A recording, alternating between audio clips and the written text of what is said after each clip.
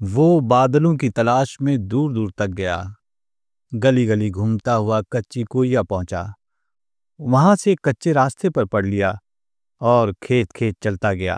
مخالف سمت سے گھسیارا گھاس کی گٹھی سر پر رکھے چلا آ رہا تھا۔ اسے اس نے روکا اور پوچھا کہ ادھر بادل آئے تھے؟ بادل؟ گھسیارے نے اس تعجب سے کہا جیسے اس سے بہت انوکھا سوال کیا گیا ہو۔ ہاں بادل۔ اور جب گھسیارے کی حیرت میں کمی نہ آئی تو اس سے مایوس ہوا اور آگے چل کر اس نے کھیت میں ہل چلاتے ہوئے کسان سے یہی سوال کیا، ادھر بادل آئے تھے؟ کسان کی سمجھ میں بھی یہ سوال نہ آیا۔ اس نے سر پٹا کر کہا، بادل؟ ہاں بادل۔ اصل میں وہ بادلوں کے متعلق ایسے پوچھ رہا تھا جیسے ڈھونڈنے والا راہ چلتے ہوئے سے گم ہو جانے والے بچے کے متعلق پوچھتا ہے۔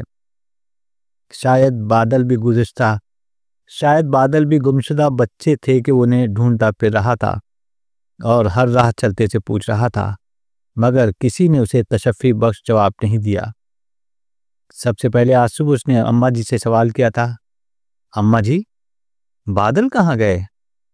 کون کہاں گئے؟ اماں جی نے اس سے ایسے پوچھا جیسے اس نے بہت احمقانہ سوال کیا تھا۔ بادل بادل، ارے تیرا دماغ چل گیا ہے، جلدی جلدی منہ ہاتھ دھو، ناشتہ کرو، اسکول جا۔ اماں جی کے اس انداز بیان نے اس پر ایک ناخوشگوار اثر چھوڑا۔ اس نے بے دلی سے ہاتھ منہ دھویا، ناشتہ کیا اور کتابوں کا بیگ گلے میں ڈال کر اسکول کے لیے روانہ ہوا۔ مگر گھر سے نکلتے ہی اس کے ذہن میں پھر وہی سوال ابھرا، بادل کہاں گئے؟ اور اس کے ساتھ اسے رات کا وہ وقت یاد آیا جب اس نے بادل امٹتے گرجتے دیکھے تھے۔ جب وہ سونے لگا اس وقت آسمان بادلوں سے خالی اور ستاروں سے بھرا ہوا تھا، ہوا بند تھی اور گرمی سے نیند نہیں آ رہی تھی۔ اسے مشکل سے نیند آئی۔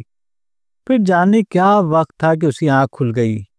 جو وقت بھی ہو اس کے لیے وہ آدھی رات تھی۔ دور آسمان پر بادل ایک گرج کے ساتھ امڑ رہے تھے، بیچ بیچ میں بجلی چمکتی اور اس چمک میں وہ بادل بہت کالے کالے نظر آتے۔ اسے لگا کہ بہت زور کی بارش آئے گی، مگر اس میں نیند کتنی خراب ہوتی، بس اسی اندیشے سے اس نے آنکھیں بند کر لی۔ ایسے ہو گیا جیسے اسے خبر ہی نہیں کہ آسمان بادلوں سے بالکل خالی تھا اور صحن میں بوندیں پڑنے کے کوئی آثار نہیں تھے۔ اسے پہلے تعجب ہوا، پھر افسوس ہوا۔ تعجب اس پر کہ بادل اتنے امڑ آئے تھے اور برسے نہیں، پھر گئے کہاں؟ افسوس اس پر کہ وہ سو کیوں گیا؟ جیسے وہ جاگتا رہتا تو بادل آنکھوں سے اوجھل نہ ہو پاتے اور پھر برس کر ہی جاتے۔ وہ بارش ہو جاتی تو موسم کی پہلی بارش ہوتی، مگر اس کے سوتے ہوئے بادل گھر کو آئے اور چلے گئے۔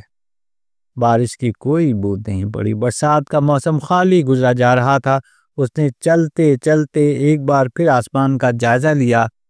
دور تک بادل نہیں تھے، خالی آسمان میں سورج عین اس کے سر پر چمک رہا تھا۔ وہ اسکول کا راستہ چھوڑ کر کھیتوں میں نکل گیا، کھیتوں کے بیچوں بیچ پتلی پتلی پٹیوں پر ہوتا ہوا دور نکل گیا۔ دھوپ بہت تیز تھی، اس کا بدن پھکنے لگا، حلق خشک ہو گیا۔ کئی کھیت پار کرنے کے بعد گھنی چھاؤں والا ایک پیڑ دکھائی دیا۔ اس کی چھاؤں میں کنواں چل رہا تھا، گویا ریگستان میں چلتے چلتے نخلستان آ گیا۔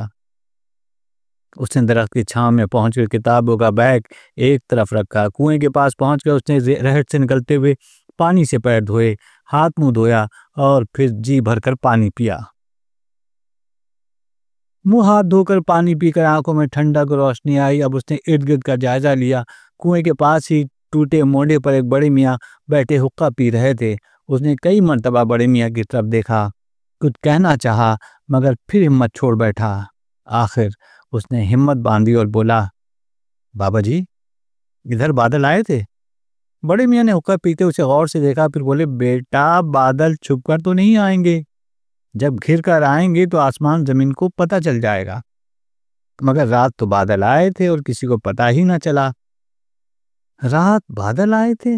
بڑے میاں نے کچھ سوچا، پھر اونچی آواز سے اللہ دین سے مخاطب ہوئے، اللہ دین رات بادل آئے تھے؟ اللہ دین بیلوں کو ہانکتے رکا، بولا، میں تو جی رات کھاٹ پر پیٹ لگاتے ہی سو گیا، مجھے پتہ نہیں۔ پھر بڑے میاں بولے، بیٹا بادلوں کے خالی آنے سے کچھ نہیں ہوتا، میں ایسے علاقے میں رہ چکا ہوں جہاں 10 سال سے بارش نہیں ہوئی۔ 10 سال سے؟ اس کا منہ کھلا کا کھلا رہ گیا۔ ہاں 10 سال سے، مگر بادل آتے تھے۔ میں جن دنوں وہاں تھا ان دنوں بھی ایک دفعہ بادل بہت گھر کے آئے تھے، مگر پانی کی ایک بوند نہیں پڑی۔ عجیب بات ہے۔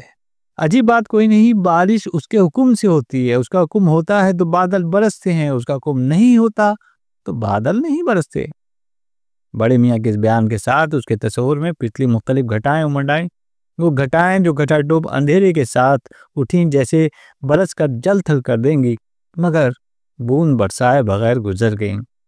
وہ گھٹائیں جو چند بے معنی سی بدلیوں کی صورت میں آئیں اور ایسی برسی کے نال تلیا امڑ آئی۔ بڑے میاں نے تپتے آسمان کی طرف دیکھا، پھر بڑبڑائے، موسم گزرا جا رہا ہے، پتہ نہیں اس کا حکم کب ہوگا۔ جواب میں وہ بھی بڑبڑایا، میں برستا ہی نہیں، پتہ نہیں بادل آ کے کہاں چلے گئے۔ بیٹا کیا برسے گا تو خبریں آنے لگیں گی کہ سیلاب آ گیا ہے۔ زمین میں ظرف نہیں رہا، بارش ہوتی ہی نہیں، ہوتی ہے تو سیلاب امڑ پڑتا ہے۔ بڑے میاں کی باتیں اس کی سمجھ میں کچھ آئیں کچھ نہ آئیں۔ وہ بیٹھا سنتا رہا، پھر اچانک اسے خیال آیا کہ بہت دیر ہو گئی ہے۔ کتابوں کا بیگ اٹھایا، گلے میں ڈال کر اٹھ کھڑا ہوا۔ مٹی، دھول اور دھوپ میں وہ دیر تک چلتا رہا جن راستوں سے آیا تھا، انہی راستوں پر لوٹ رہا۔ دھوپ بہت تیز تھی، مگر جب وہ کچی کوئیے کے پاس پہنچا تو اسے لگا کہ ہوا میں ایک ٹھنڈی لکیر سی تیر گئی ہے اور قدموں کے نیچے مٹی کچھ سیلی سیلی ہے۔ بستی میں داخل ہوتے ہوئے اس نے دیکھا کہ رستہ یہاں سے وہاں تک گیلا ہے۔ درخت کے اس کے جاتے وقت روز کی رات دھول میں اٹے کھڑے تھے، اب نہائے دھوئے نظر آ رہے ہیں، اور نالا کے پچھلی برسات کے بعد خشک چلا رہا تھا۔ رواں ہو گیا، خوشی کی ایک لہر اس کے اندر دوڑ گئی۔ اسے گھر پہنچنے کی جلدی تھی۔ وہ دیکھنا چاہتا تھا کہ اس کے صحن میں جو جامن کا پیڑ ہے وہ کتنا تر و تازہ ہے۔ گھر پہنچ کر اس نے فضا کو بارش کے حساب سے بدلا ہوا پایا۔ جامن سے بہت سے پتے نیچے گرے پڑے تھے اور گیلی مٹی میں لت پت تھے۔ باقی درخت نہایا دھویا کھڑا تھا، اور اماں جی ایک آسودگی کے لہجے میں کہہ رہی تھیں، اچھی بارش ہو گئی، اللہ تیرا شکر ہے، میرا تو گرمی سے دم اڑٹنے لگا تھا۔ جامن کی ٹہنیوں سے بوندیں ابھی تک ٹپ ٹپ کر رہی تھیں۔ تو پیڑ کے نیچے کھڑا ہو گیا اور بوندوں کو اپنے سر پر اپنے گالوں پر لیا۔ اس کی نظر آسمان پر گئی۔ آسمان دھندلا دھندلا نظر آ رہا تھا۔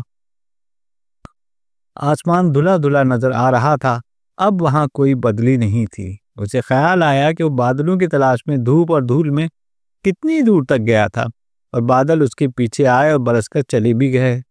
اس خیال نے اسے اداس کر دیا۔ بارش میں بھیگی ساری فضا اسے بے معنی نظر آنے لگی۔